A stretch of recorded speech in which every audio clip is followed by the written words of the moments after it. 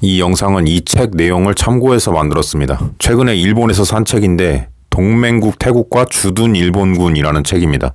제2차 세계대전 당시에 일본군이 태국에 어떻게 들어갔고 태국에서 어떻게 나가게 되었는지 굉장히 자세하게 디테일하게 서술이 되어 있습니다. 한국어로는 번역이 되지 않은 책입니다. 그런데 어차피 한국어로 번역을 해도 사람들이 그다지 볼 것 같지는 않습니다. 한국인들이 좀 흥미있어 할 만한 그런 내용은 이 책에 없거든요. 그 당시 태국과 일본 사이에 있었던 일들에 대한 기록이라서 아무튼 이 책의 저자는 일본의 태국 학계에서 꽤 유명한 사람이었다고 합니다. 일본 명문대학교에서 태국어 학과 전공 교수를 지냈고 또 태국 실라파건 대학교에서도 객원 교수를 지내다가 태국 현지에서 사망했고 이 책은 그의 유작이라고 합니다. 아무튼 이 책에서 반복적으로 강조하는 점이 하나 있는데 바로 태국은 일본의 식민지는 아니었다는 것입니다. 이 책의 저자가 어느 태국인이 쓴 박사 논문을 심사하는데 그 논문에서 일본 점령하에 태국이라는 표현이 많이 나왔다고 합니다. 그리고 이 책에 따르면 태국뿐만 아니라 일본에서도 그렇게 알고 있는 사람이 많다고 해요. 그래서 저자가 이 책을 쓰게 된 계기 중 하나는 태국은 일본의 동맹국이었지 식민지는 아니었다. 점령국은 아니었다. 이런 사실관계를 명확하게 하기 위한 것이었다고. 그게 이 책에 나온 내용입니다. 그리고 이 책을 읽어보면 저자의 이런 주장이 꽤 납득이 가고 어느 정도 설득력이 있다는 것을 알 수 있습니다. 양국은 겉보기에는 동맹국이었으나 내부적으로는 상당히 갈등의 소지가 많았는데 그런 갈등이 생길 때마다 일본은 자신들이 원하는 대로 일방적으로 밀어붙일 수는 없었다라는 것. 많든 적든 태국의 의견을 일부 수용할 수밖에 없었다는 점. 이런 사례들이 이 책에 꽤 많이 나와요. 알려진 대로 태국이 일본의 점령국 식민지였다면 이런 일들은 일어날 수 없었겠죠. 태국은 일본의 동맹국이었기 때문에 정책 결정을 일방적으로 할 수 없었다는 겁니다. 아무튼 이 책은 대략 1930년대 초부터 일본이 만주국 세우던 시절쯤부터 이야기를 하고 있는데 당시 유엔의 전신이었던 국제연맹에서 회원국인 중화민국의 요청으로 만주국의 승인을 거부하기 위한 투표가 이루어졌는데 이때 대다수 회원국이 승인 거부표를 던졌고 찬성표는 일본 혼자였습니다. 그리고 이때 기권표를 던진 유일한 국가가 바로 태국이었다고 해요. 그런데 이때 태국이 기권표를 던진 이유는 딱히 일본 편을 들어서가 아니라 일본과 중국 어느 쪽의 편도 어느 쪽의 적도 되고 싶지 않다라는 이유였다고 합니다. 태국은 예전부터 이렇게 멀리 떨어진 국가 간 분쟁에 대해서는 중립적인 태도를 많이 보였는데 지금도 미국과 중국 사이에서 비슷한 태도를 보이고 있죠. 예외도 있긴 했지만 꽤 오래전부터 이어져 온 태국의 외교적 스탠스라고 할 수 있는데 아무튼 익히 알려진 대로 1930년대부터 일본이 태국에 들어오기 직전인 1940년대 초반까지 태국 일본의 외교적 관계는 나쁘지 않았습니다. 민간 교류도 활발해지고 사진은 만다린 오리엔탈 호텔 근처에 있었던 미쯔이 물산 방콕 사무소의 모습인데 이 미쯔이 물산이 태국에서 사업을 확장한 시기가 1930년대라고 해요. 또한 미쯔비시 상사나 현재 미쯔비시 UFJ 은행의 전신인 요코하마 정금은행 같은 일본 대기업들이 태국에 진출한 시기도 1930년대라고 합니다. 태국 체류 일본인의 수도 이 시기에 증가하기 시작하여 1931년 309명이었다가 일본이 태국에 들어가기 직전인 1940년에는 566명으로 증가한 것을 확인할 수 있습니다. 여담으로 당시 조선인에 대한 기록을 보면 방콕 외에는 빠따니에 일부 살고 있었다는 사실을 확인할 수 있습니다. 아무튼 당시에 이렇게 일본이 태국에서 영향력을 늘릴 수 있었던 배경에는 다른 영상에서도 이야기했지만 불평등 조약으로 영토를 빼앗아갔던 영국, 프랑스 같은 서양 세력에 대한 거부감, 그리고 당시 태국에서 문제를 일으켜 반발을 샀던 화교 세력에 대한 거부감, 이런 요인들이 있었고 그렇기 때문에 새로운 신흥 세력인 일본에 대한 기대가 어느 정도 태국에 있었던 것이 사실이었습니다. 또한 아시아에서 서양 세력을 몰아내자 하면서도 중국과도 싸우고 있었던 일본과 이해관계가 맞아떨어지는 부분도 있었죠. 그래서 태국의 영토 회복에 일본이 도움을 주기도 했었고요. 여기까지만 보면 태국과 일본 양국 간 사이가 되게 좋아 보이는데 실상은 마냥 그렇지만은 않았다고 합니다. 일본의 태국 침공이 거의 임박한 1941년 11월 26일 당시 태국의 피분송 크람 총리는 내각회의에서 일본인들이 태국 국내에서 말썽을 부리고 있다.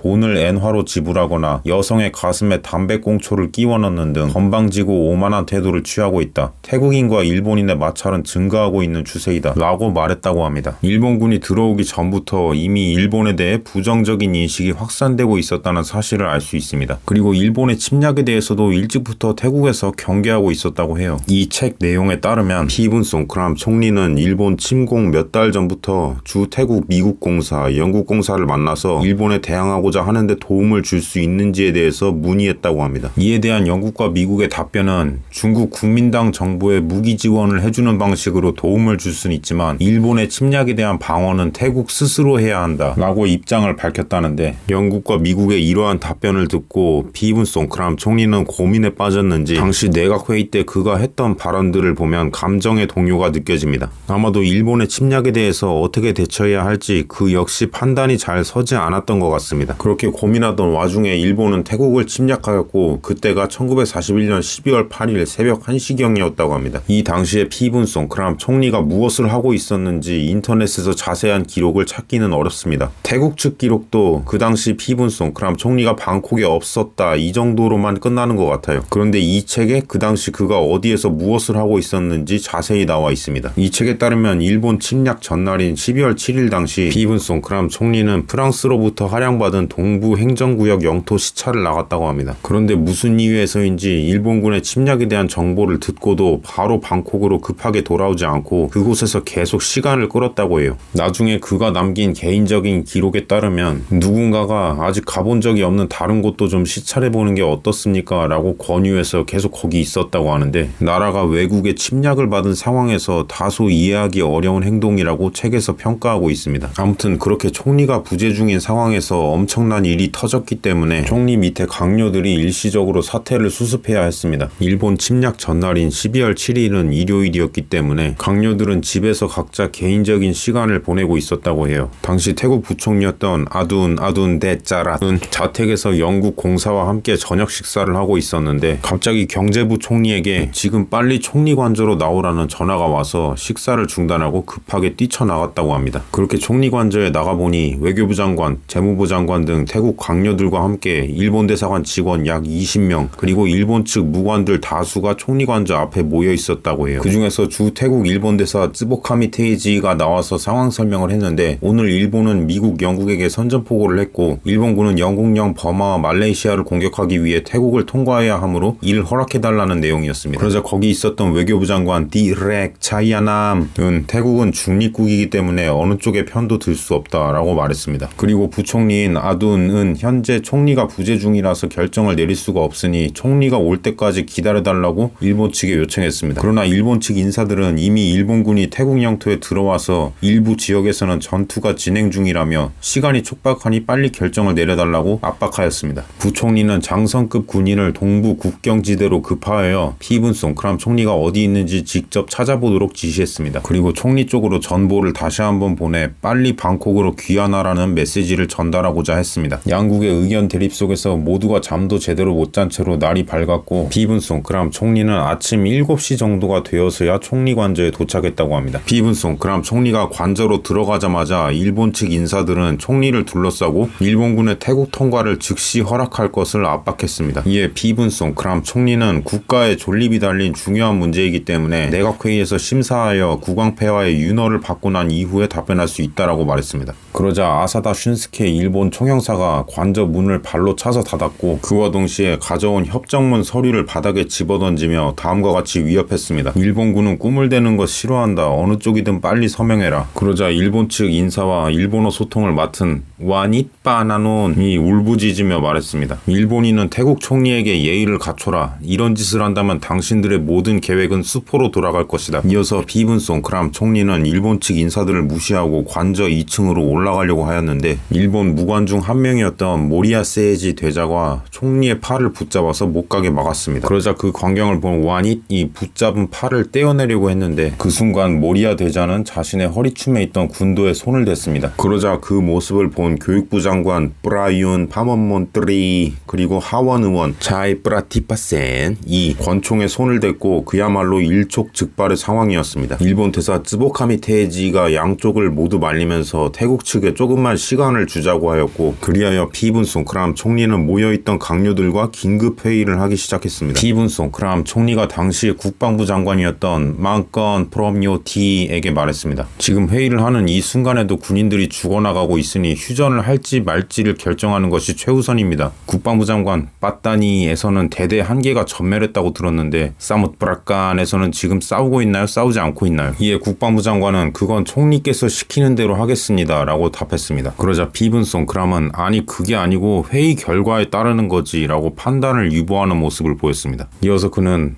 어떻게 할래요? 싸울 것인지 싸우지 않을 것인지 나도 어떻게 결론을 지어야 할지 모르겠고 또 국민 대다수의 의견이 어떨지도 모르겠는데 그러자 외무부 차관이 제가 보기에 국민들은 정부가 어느 방향으로 가든 그대로 따를 것이라고 생각합니다. 왜냐하면 그들은 이 사안에 대해서 많은 정보를 가지고 있지 않기 때문입니다. 라고 답했다고 합니다. 짧은 시간 동안 수많은 이야기가 나왔으나 결국 일본의 요구를 들어주며 항전을 중단하자는 쪽으로 의견이 일치하게 되었습니다. 담마사 대학교 설립자이자 당시 재무부 장관 이었던 프리디 파노미옹은 회의 현장에서 독일군의 국토 통과를 허용한 스웨덴의 사례를 들며 일본과 협의할 때 비슷한 조건을 제시하는 것이 어떻겠느냐고 말했지만 결론적으로 태국은 스웨덴처럼 되지는 못했죠. 그도 그럴 것이 태국과 스웨덴은 여러 가지 측면에서 상황이 너무 달랐던 게 스웨덴은 독일의 직접적인 침략을 받은 것은 아니었지만 태국은 일본의 직접적인 침략을 받은 것이었고 또 스웨덴의 역할이 독일군의 국토 통과 허용, 철광석 등 원자재 보급에 국한되었던 반면 태국은 일본군의 국토 통과뿐만 아니라 일본군 주둔까지 허용했고 거기에 더해 공수동맹을 맺고 영국, 미국의 선전포고까지 했으며 군사작전까지 같이 진행했기 때문에 결론적으로 스웨덴과는 전혀 다른 케이스가 되어버렸습니다. 한편 일본군이 태국에 들어온다는 소식을 듣고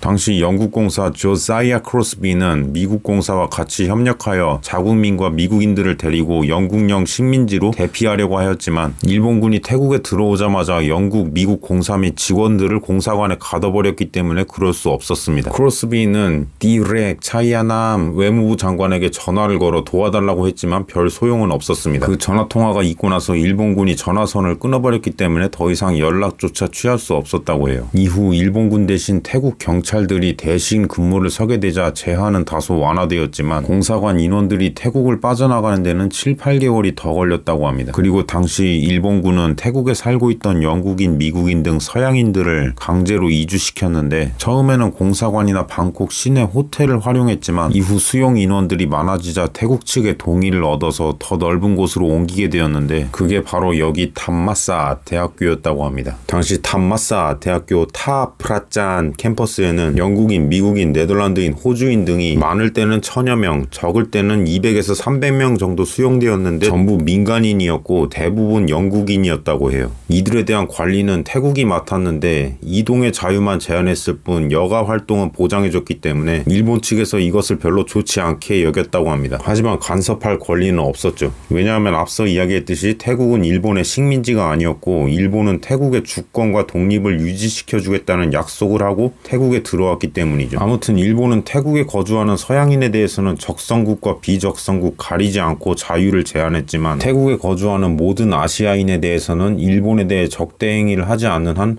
보호해주겠다고 발표했습니다. 그래서인지는 몰라도 공사관에 억류된 서양인 공사 및 직원들의 식량은 중국인 직원이 시장에 나가서 사올 수 있었다고 해요. 1942년 1월 태국이 영국에게 선전포고를 한 이후 태국 당국은 태국에 거주했던 영국인들의 개인 재산을 모두 압류했습니다. 문제는 이 압류한 재산들 중 일부가 전쟁 중 혼란으로 인해 분실되는 경우가 있었다는 것이죠. 그리고 이것은 전쟁 끝나고 태국이 영국과 배상 문제가 남게 된 이유 중 하나가 되었습니다. 이런 식으로 일본과 한패가 된 태국은 일본과 군사작전에도 같이 나서게 되었는데 그게 바로 버마 침공이었습니다. 중국 운남성에 있는 십성, 빤나를 향하는 버마 영토 진출은 태국 측에서 먼저 적극적으로 같이 하자고 나섰다고 합니다. 하지만 일본군은 태국군의 실력을 신뢰하지 않았기 때문에 처음에는 같이 군사작전을 하는 것을 거절했습니다. 그러나 대본령으로부터 신속히 태국과 함께 버마 침공 작전을 진행하라는 특별 지시가 내려왔기 때문에 이를 이행하게 됩니다. 그리하여 아까 나왔던 피븐송크람 총리의 팔을 붙잡았던 모리아 세이지 태국 대사관 무관이 태국 측의 작전을 지도하게 되었고 태국군은 1942년 5월 태국어로 치앙뚱이라고 부르는 캥뚱 지역 일대를 점령하게 되었으며 해당 지역에 사하랏 타이듬이라는 이름을 붙여줬습니다. 그리고 전쟁이 끝날 때까지 이 지역은 태국군이 통치하게 되었는데 처음에는 일본군이 이 지역에 대한 영유권을 주장했기 때문에 약간의 갈등이 있었다고 합니다. 하지만 1943년 7월 도조 히데키 일본 수상이 태국을 방문했을 때 이 지역을 태국에게 할양하기로 결정하여 전쟁이 끝날 때까지 태국 영토가 되었습니다. 당시 도조 히데키는 이 지역뿐만 아니라 지금은 말레이시아 영토가 된 트랑카누, 사이브리, 발릿,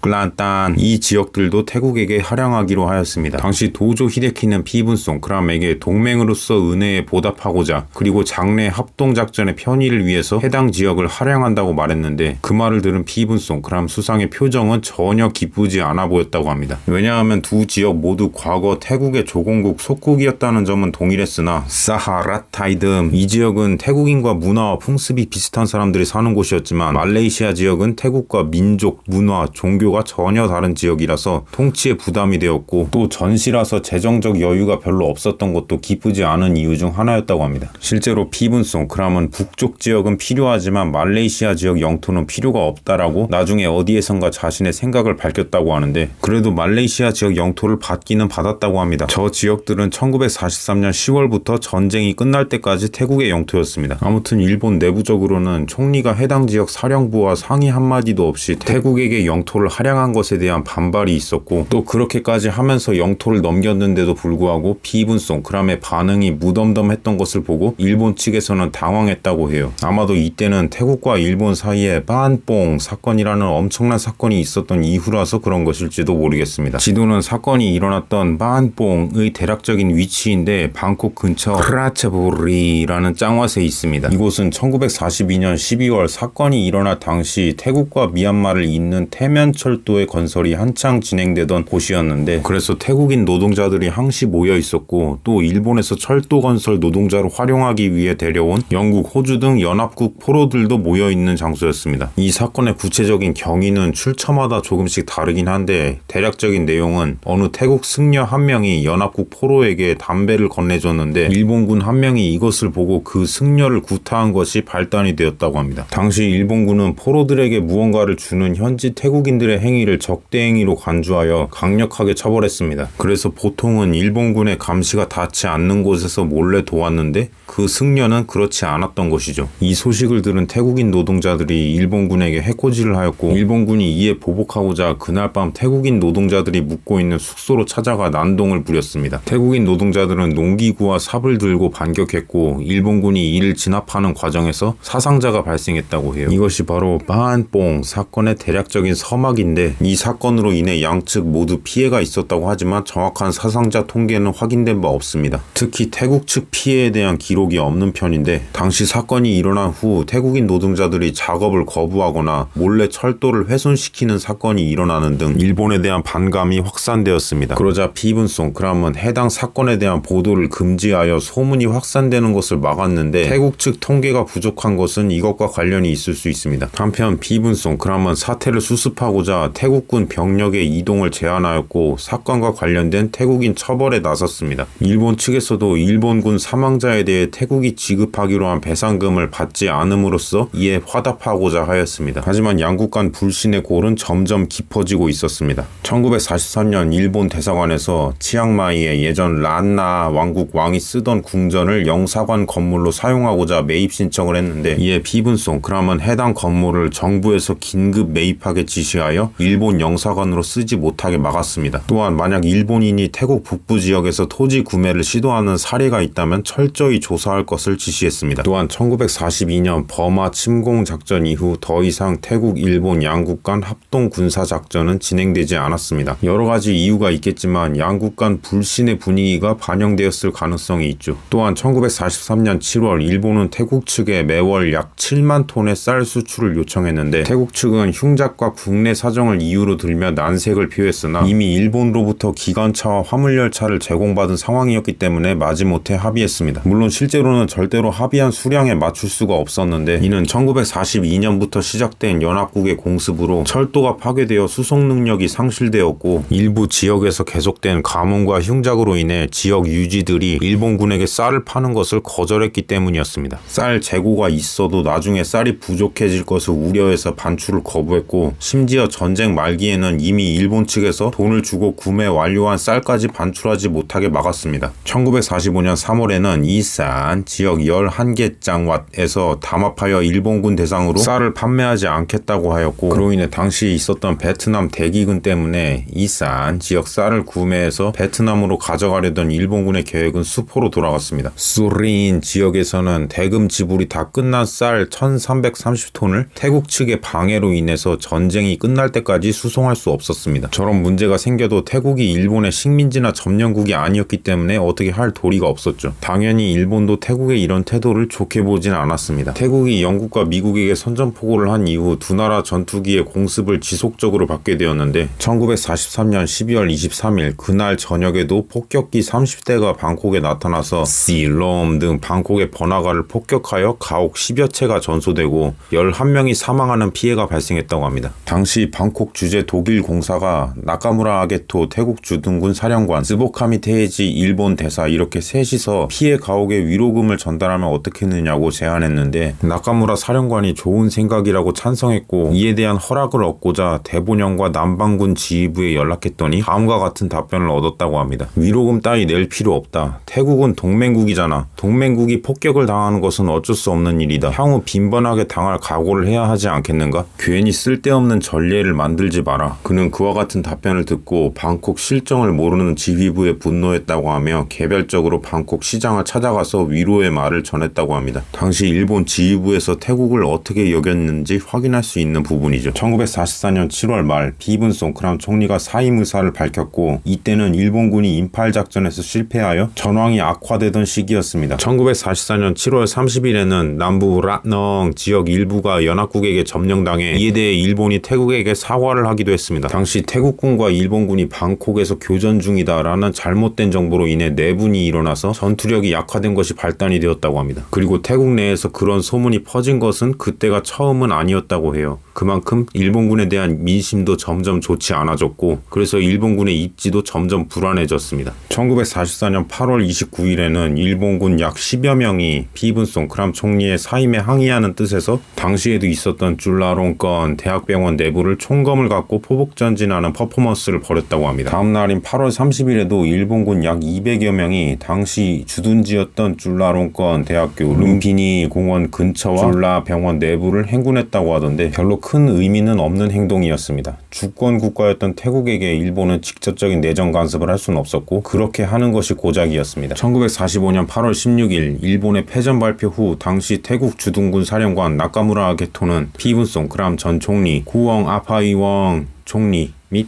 기타 태국 정부 관료들을 관저로 초대한 뒤 말했습니다. 태국의 독립을 존중합니다. 저는 일본 태국 동맹의 우위를 다지며 여러분의 신뢰 두터운 도움을 받아 오늘날에 이르게 되었습니다. 비록 불행히 패전하게 되어 그 뒤처리를 맡게 되었으나 자비심 깊은 태국 국민들과의 변함없는 우정을 바라며 부처님의 은혜가 태국과 국민들에게 함께하길 바랍니다. 8월 18일에는 쿠엉 아파이웡 총리가 나카무라 사령관, 일본 교민대표 등 일본 측 인사를 초청하여 송별회를 열어 작별 인사를 했습니다. 양국 모두 체면을 존중하는 문화가 있어서 그런지는 몰라도 마지막에는 서로 배려하는 모습을 보이며 끝냈습니다. 그러나 양국은 앞서 이야기했던 것처럼 뒤에서는 서로 주거니 받거니 하며 견제했으며 온갖 불협화음과 갈등의 씨앗이 내재되어 있는 불안한 관계였습니다. 그렇기 때문에 자유태국운동 세력 같은 반체제 세력들도 은근히 활동할 수 있었던 것이겠죠. 전쟁 후 태국은 차관까지 합쳐서 약 150억 엔 정도를 배상금으로 받았다고 하는데, 역사에 만약은 없지만 만약 전쟁이 더 길어져서